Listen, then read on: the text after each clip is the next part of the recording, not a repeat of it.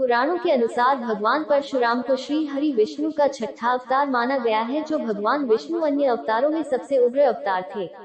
एक समय शिव जी के द्वारा उन्हें परशु प्रदान किया गया था, जिसके कारण ही उनका नाम परशुराम पड़ा।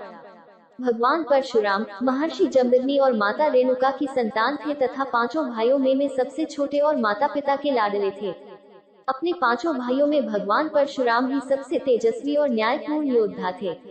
परशुराम के पिता जगमग्नि बड़े ज्ञानी और तपस्वी थे, उन्हें सभी प्रकार की सिद्धियों का ज्ञान था।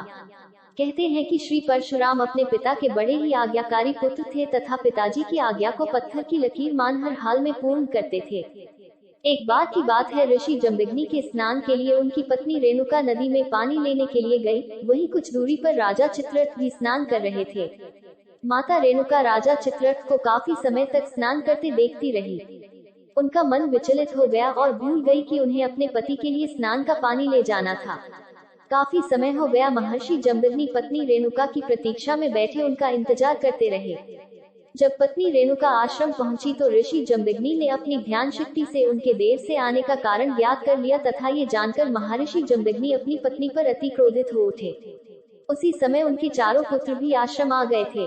महर्षि जमदग्नि ने अपने चारों पुत्रों को बारी बारी से अपनी मां का वध करने को कहा, पर किसी ने भी ऐसा करने का हिम्मत नहीं जुटा पाया और पिता की आज्ञा की अवहेलना कर पीछे हट गए।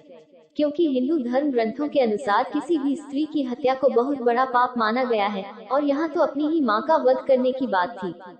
ऋषि के चारों पुत्रों ने जब उनकी आज्ञा नहीं मानी तो वे अपने पुत्रों को चेतना, बुद्धि और विचार नष्ट होने का श्राप दे दिया। थोड़ी देर में परशुराम भी आश्रम आ गए।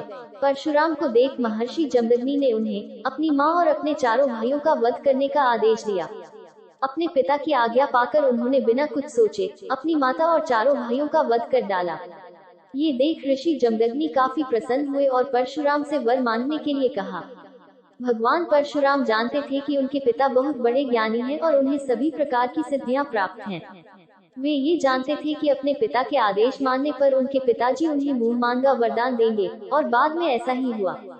इसलिए उनके पिता महर्षि ने जब उनसे वरदान मांगने को कहा तो परशुराम ने अपनी मां और अपने चारों भाइयों को पुनर्जीवित करने का वरदान मांगा। उनके पिता ने उनकी इच्छा मान ली तथा माता रेणुका और चारों भाइयों को जीवित कर दिया। इस तरह भगवान परशुराम ने अपने पिता की आज्ञा भी मान ली और अपनी माता और भाइयों को जीवित भी करा लिया। माता रेणुका पुनर्जीवित तो हो गई, पर उन पर अपनी माता की हत्या का पाप चढ़ गया। इस पाप से मुक्ति पाने के लिए श्री परशुराम एक पर्वत पर शिव आराधना करने के लिए चले गए।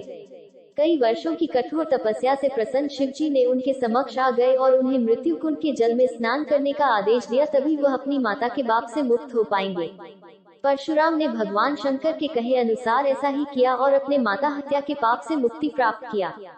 यह मृत्यु कुंड वर्तमान। अगर आपको ये जानकारी अच्छी और रोचक लगी हो तथा आपने अभी तक मेरे चैनल काव्य कोमल को लाइक एवं सब्सक्राइब नहीं किया हो, तो प्लीज इस चैनल को लाइक एवं सब्सक्राइब करें।